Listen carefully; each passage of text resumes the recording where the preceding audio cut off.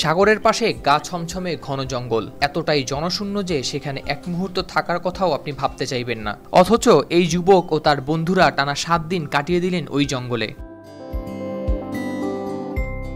এই রকম রোমাঞ্চকর অভিযানে নিজ বন্ধুদের নিয়ে থাকার ভিডিও ইউটিউবে আপলোড করে যাচ্ছেন তিনি। আগ্রহ ভরে দেখছে বহু মানুষ, কিন্তু কে সেই যুবক? তিনি আর কেউ নন, আমেরিকার বিখ্যাত ইউটিউবার জিমি ডোনাল্ডসন, যিনি ইউটিউব দুনিয়ায় পরিচিত মিস্টার বিস্ট নামে। সম্প্রতি তিনি কেড়ে নিয়েছেন টি সিরিজের খ্যাতিকে। তার চ্যানেলটির সাবস্ক্রাইবার সংখ্যা 27 কোটি 10 লাখ, যা ইউটিউব দুনিয়ায় সবার উপরে। রোববার সামাজিক যোগাযোগ মাধ্যম এক্সে পোস্ট দিয়ে খবরটি জানান মিস্টার বিস্ট নিজেই। আজ অবধি টি সিরিজের সাবস্ক্রাইবার সংখ্যা 26 কোটি 60 লাখ। চ্যানেলটি 2019 সাল থেকে বিশ্বের 1 নম্বর চ্যানেল। তখন তারা পেছনে ফেলেছিল সে সময়ের সবচেয়ে বেশি সাবস্ক্রাইবার সংখ্যার চ্যানেল পিউডিপাইকে।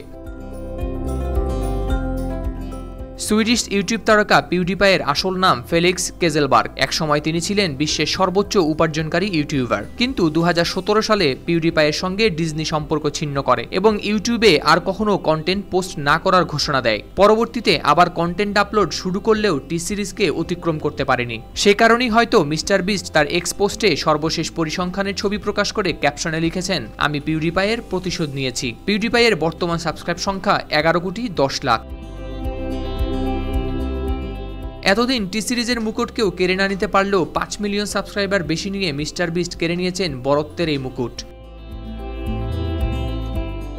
এদিকে চ্যানেলের সাবস্ক্রাইবার সাফল্য জানিয়ে মিস্টার বিস্টের করা পোস্টে সবার আগে তাকে অভিনন্দন জানান ইলন মাস্ক। আশ্চর্যজনক হলো, মিস্টার বিস্ট ইউটিউবে আলোড়ন সৃষ্টি করতে পারলেও কখনোই তিনি সবচেয়ে বেশি সাবস্ক্রাইবার চ্যানেলের মালিক হননি। তিনি গত বছর থেকে শুরু করেছেন এই নতুন পথ চলা। মিস্টার বিস্ট 2023 সালে সাবস্ক্রাইবার পেয়েছেন 10 কোটিরও বেশি। সেখানে টি সিরিজ মাত্র 2 কোটির সামান্য বেশি সাবস্ক্রাইবার পেয়েছিল। শুধুমাত্র গত মাসেই 70 লাখ মানুষ মিস্টার বিস্টের সাবস্ক্রাইবার হয়েছেন, যেখানে টি সিরিজকে সন্তুষ্ট থাকতে হয়েছে মাত্র 20 লাখ নতুন সাবস্ক্রাইবার নিয়ে।